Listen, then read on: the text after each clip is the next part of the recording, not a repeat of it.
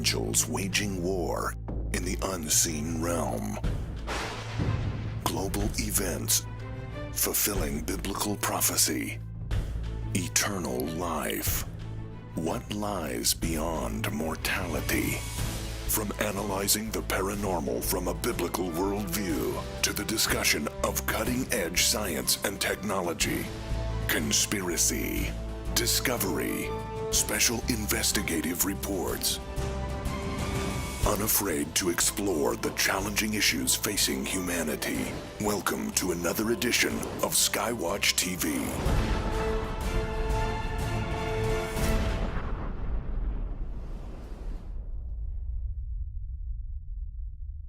Very powerful movement on the earth right now in which some of the most prominent and popular religious leaders of the world are trying to convince you and me to worship creation instead of the Creator.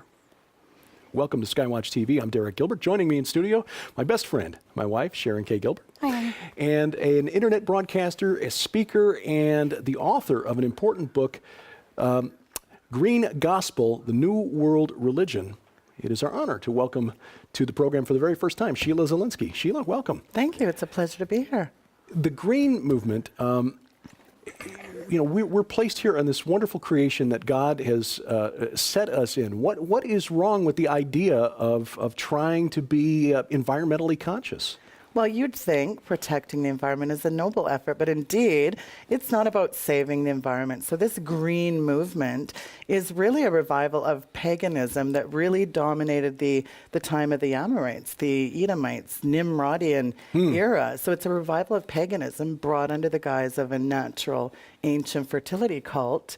And this green gospel really is permeating. I mean, there's barely a day that goes by you don't hear about the green agenda. Sustainability, eco-friendly. These sound very benevolent, but it's actually a very, very malevolent agenda to bring in an ancient form of pantheism, which is earth worship. So like you said so astutely, Derek, it's really about worshiping the creation rather than the Creator. Now, how is this manifesting in the modern movement? I mean, is this part of the climate change agenda? I mean, recycling? I mean, how does this all... It actually all melds together because it really started very sort of nefariously with Maurice Strong and some other players. Back in the 70s, you had front companies like the Rockefeller, Carnegie foundations. You have British come environmental Prince Philip, who is fond of saying he'd like to wipe the planet out as a deadly virus if he ever came back. And so you've got this sort of blend of Marxist cabal who's they're really, I would say, intention is to not only revive this ancient pantheism, but it's really to institute a global governance. So that's under what the Pope is now doing. Pope Francis did this unprecedented move back in April where he issued a 184-page climate encyclical in which he said, Laodicea, he put his moral authority behind an environmental policy, which was stunning. And it was really unprecedented move because he normally would not be promoting Marxism. But this thing looks like he cut and pasted out of the Communist Manifesto. And this says, you are all responsible for global warming. Humans are the issue. I mean, humans are the issue. See, this is the very nefarious piece. Because you are a CO2 emitting pleb, we want to get rid. Of course, that's a depopulation plan. But Ted Turner and others, Bill Gates has a penchant for vaccinating everyone and has said on record, we want to get rid of 6 billion people. Well, that's a lot of people. When they want a nice little manageable population of 1 million, what happens to the other 6? 6 on the planet. As of the Georgia Guidestones indicate, right? Oh, yeah. Yes. We talked to Chris Pinto about that not long ago. Just very quickly, for people not familiar with Maurice Strong, who is he and why is he important? Maurice Strong was a very nefarious character that was a very good friend of Edmund D. Rothschild, and they instituted what was called back in 1992 the Rio Earth Summit. It was a very pagan festival where they had an Ark of the Covenant and they had a lot of pagan masks and did a lot of rituals. And at that time, they were invoking some of Alice Bailey, Manly P. Hall, these Freemasons. They were invoking, and Luciferian, because Alice Bailey was part of the... Well, she wrote the 24 volumes of the occult. She was a very, very hardcore, self-professed Luciferian who was hell-bent on reviving a new world order, according to her books. And her ascended master, this is her words, her Dhaliwal, that ascended master that came into her and helped her channel the 24 volumes of the occult, she believes that we're going to revive this pantheism. These guys are all into it. So Maurice Strong was sort of the front runner, the poster child for the Green Movement. He was very good friends with a fellow from during Nazi Germany. In fact, Hitler was one of the first environmentalists. Incredibly, well, you have talked to Mark Musser. Yeah, excellent book, Nazi Oaks, very yes. Good, yes. It really documents it. The Nazis were very green. They were green. But, Soylent Green, of course, is people. I wondered how long we'd get to go before you brought that up. Didn't Less even than make 5 it. minutes.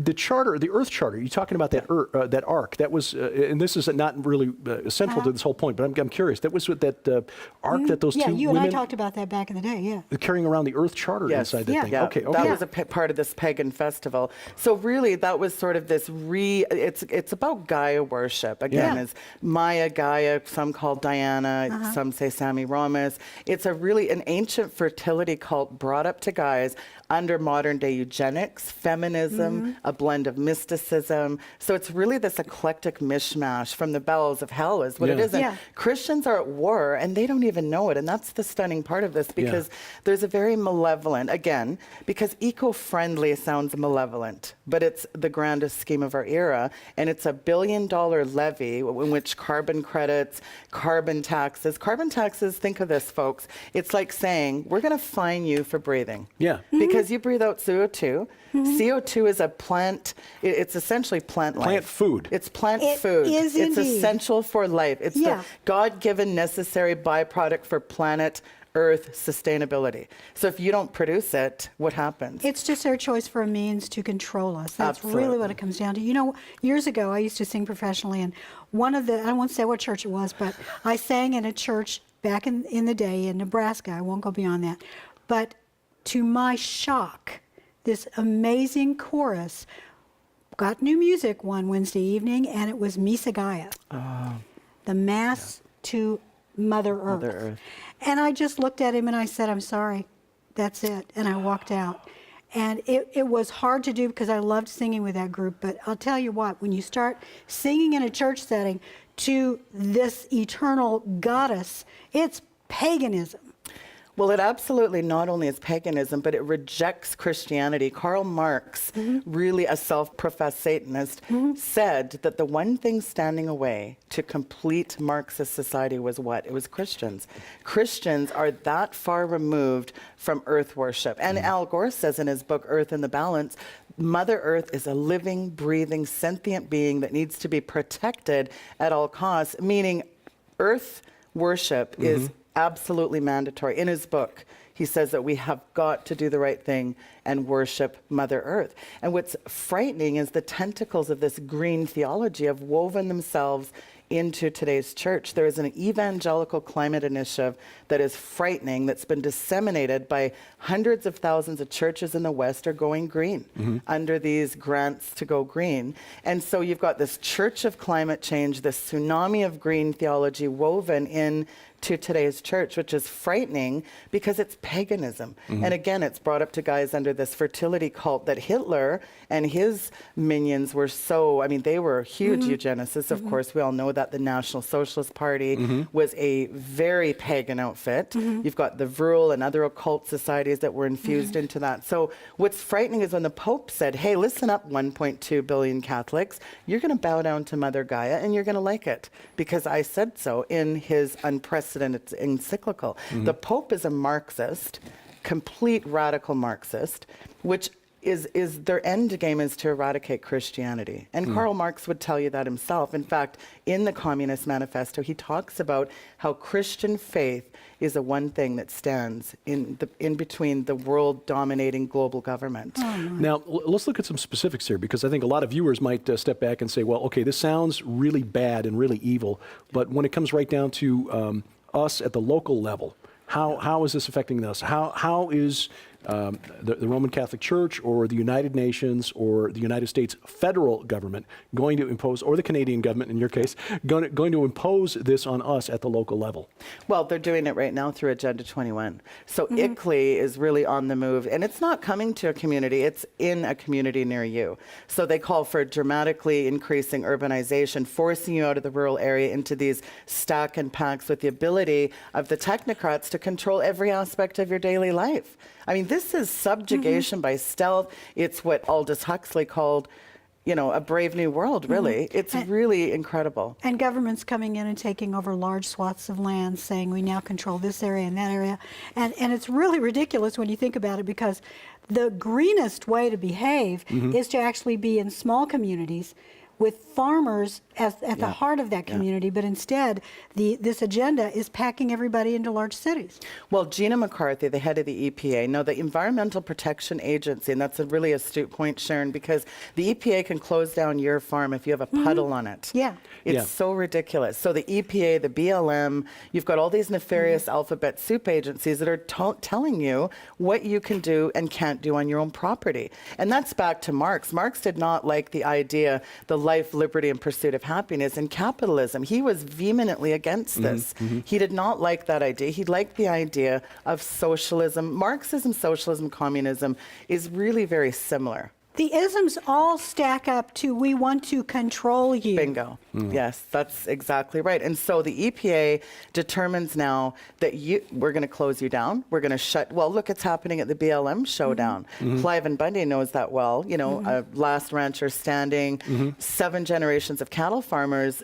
The little guy can't even afford to make a living with all. They're getting regulated off their own land. That's it. They're legislating through regulation. They're not passing laws. They're actually doing it through these government agencies. And right now, the laws in other parts of the world, in some cases, trump our own domestic laws. Yes, they do. And that's part of the Trans-Pacific Partnership and TTIP, the Atlantic version of that.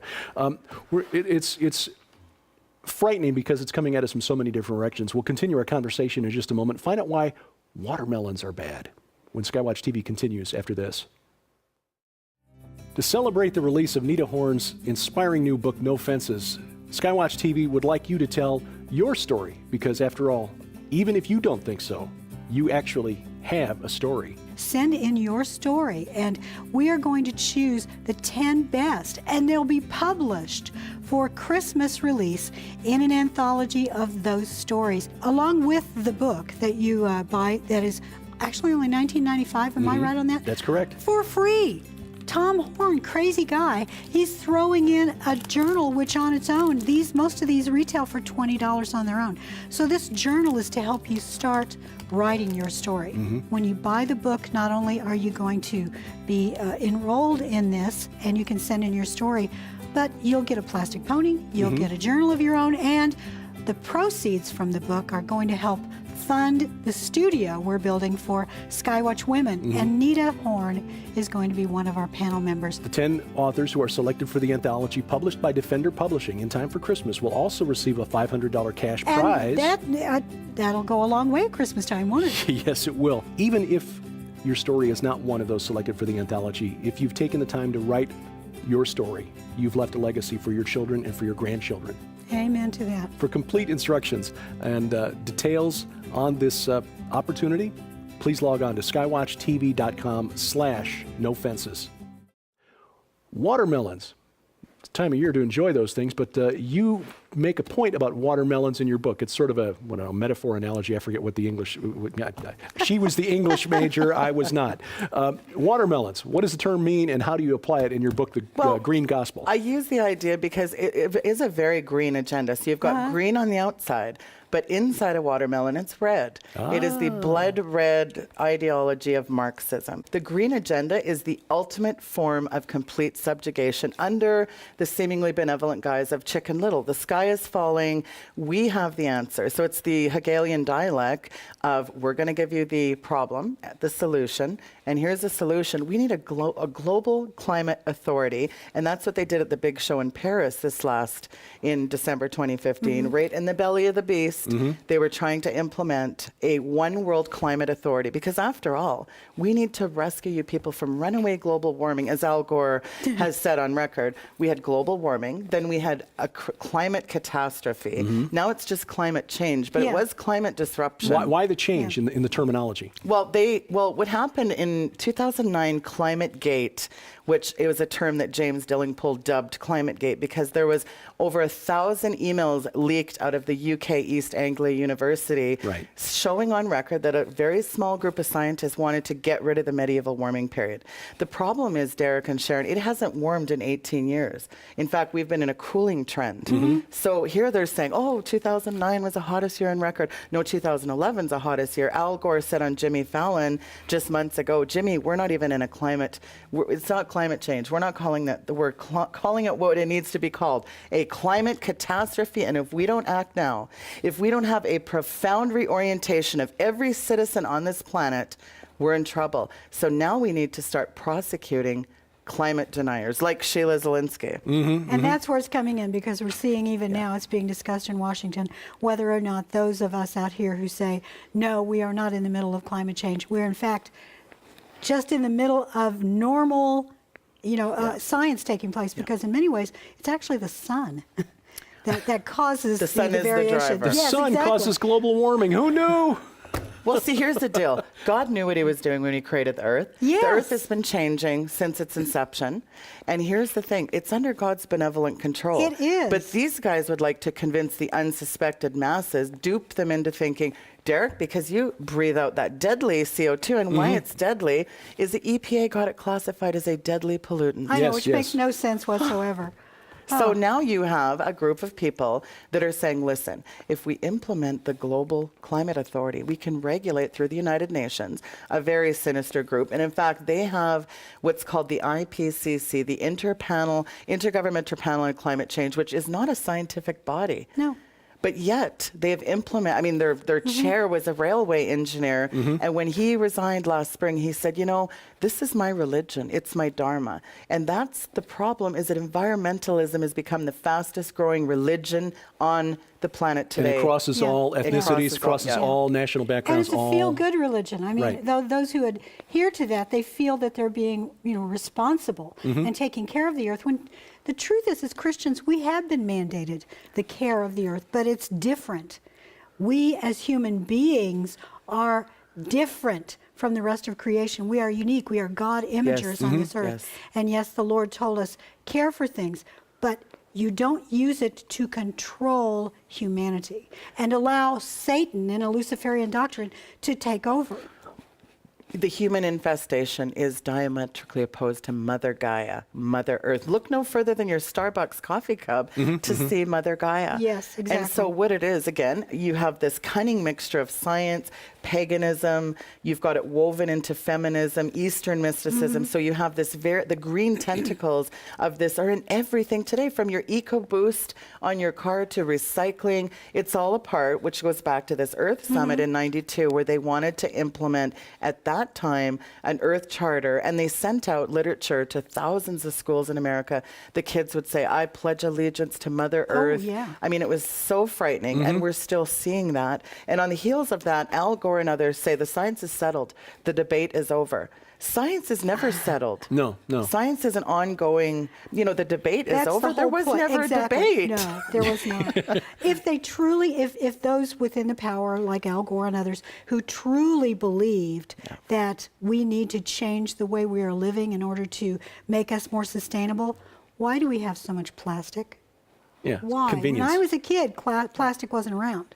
That's right. We had returnable bottles. That's right. Why did they not go back to that? It's because this is just an excuse. This is also a billion-dollar industry. Oh, Yeah, yes, exactly. that's exactly. They've got the power to It's get petroleum exempted. based. And now we And know how is that it they can have all of these climate summits where all these guys are using up all of these carbon credits, Exactly. flying in and flying out of wherever they're going? Obama's handpicked science czar, John Holdren, wrote a book. He co-authored a book with Paul Ehrlich called Eco-Science. Now, Ehrlich was the author of Population Bomb, in which he said, by 2000, everything is, we're going to be wiped out. Yeah. Every single prediction these guys make never happens. happens. Right. They never come true. And so where is the accountability for all this? You know, Al Gore said New York was going to be underwater in 2007 in his Convenient Lies, as I call it, documentary. It was Inconvenient Truth, which a UK judge ruled it was complete propaganda. And yet he won an Academy Award. Yeah. He won a Nobel. He was nominated for a Nobel Peace Prize on a piece of propaganda that said polar bears are drowning, you know, the sea levels are rising. Yet he bought an oceanfront San Francisco Bay property. But sea levels are rising 20 feet by next Wednesday. Well, winning a Peace Prize doesn't necessarily mean you've done anything. Yeah, exactly. Just in the last few minutes here, because I want to take this back to the origins in mankind's distant past. You talk about the earth worship, fertility cult worship, going all the way back to the days of Nimrod. We're talking 5,000, 6,000 years ago. How did that become what we see today? I mean, what is at the heart of all of this? Well, at the heart of it, it's really, there's three sort of areas. Depopulation is a key piece of this. Again, the infestation that is Christians, namely. Now, Christians really are diabolically, opposed to this Marxist cabal. But that's the thing that people don't understand is Christians don't know that.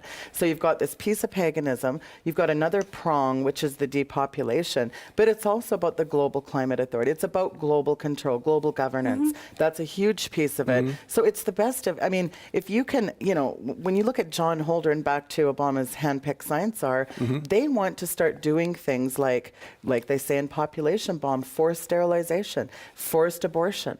So you get into, the underbelly. It's very satanic. Yeah. It's part of the Antichrist system as well. This new world green order is what I call it. Well, you mentioned the word technocracy, and we need to do some programs just on the technocracy movement here, we because do.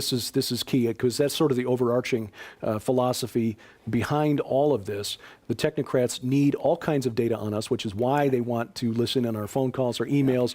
They, we're offered incentives if we let a insurance company plug a device into our car, so they see how and where we drive.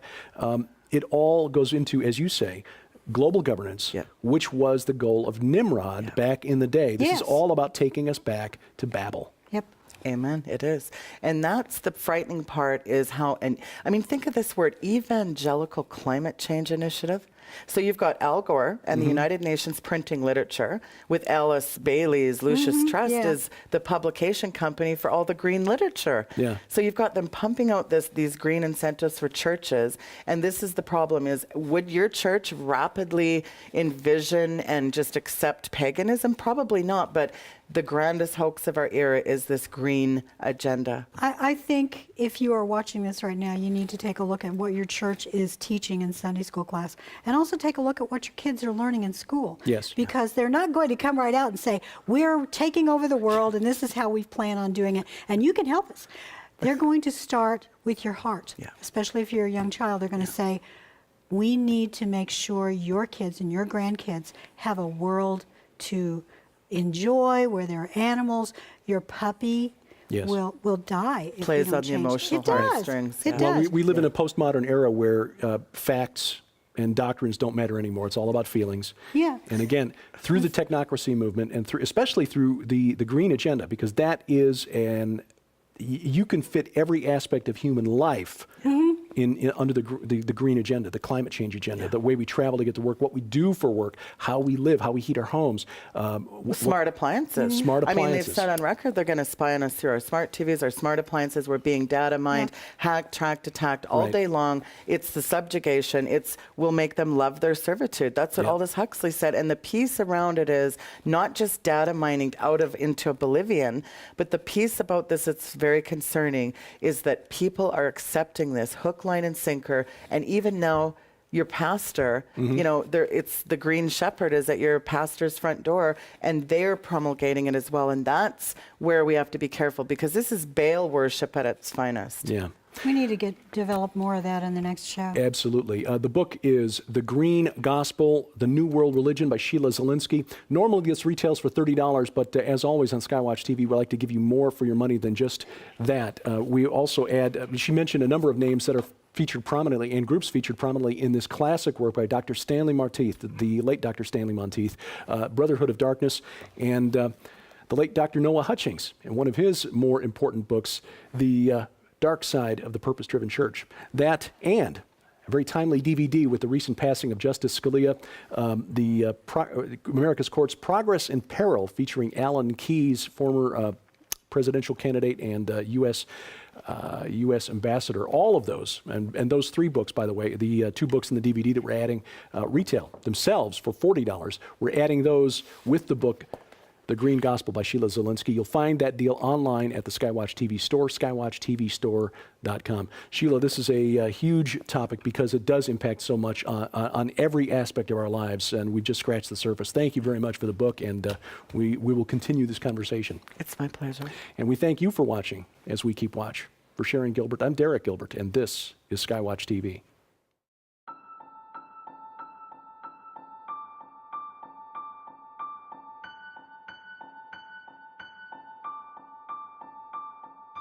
From the time she was little, Nita dreamed of horses. Every childhood fantasy rode on the back of a heroic white steed, coming to save the day. I don't know how long I've had this love in my heart for horses. It's just always been there. And when we were little girls, my sister and I would play all day long. I was always the white horse and she was always the little pink pig.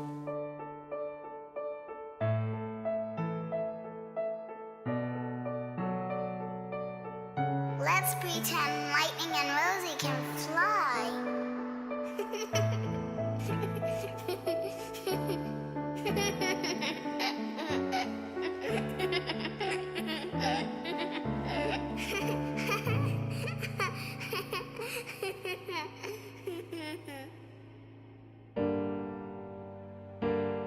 But everything changed in a heartbeat.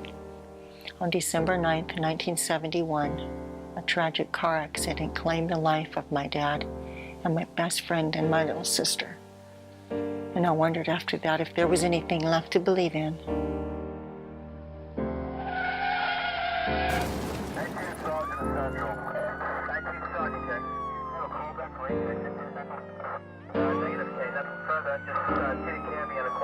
Move aside, let the ambulance through.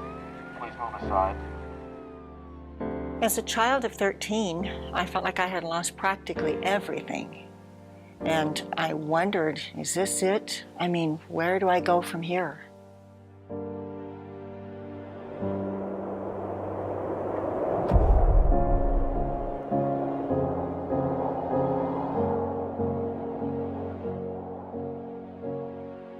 I could not have imagined back then how God could use horses, of all things, to restore my faith and vision for the future. Starting April 19th, get your copy of Nita Horn's inspirational new book, No Fences, and learn for the first time her amazing story of loss, survival,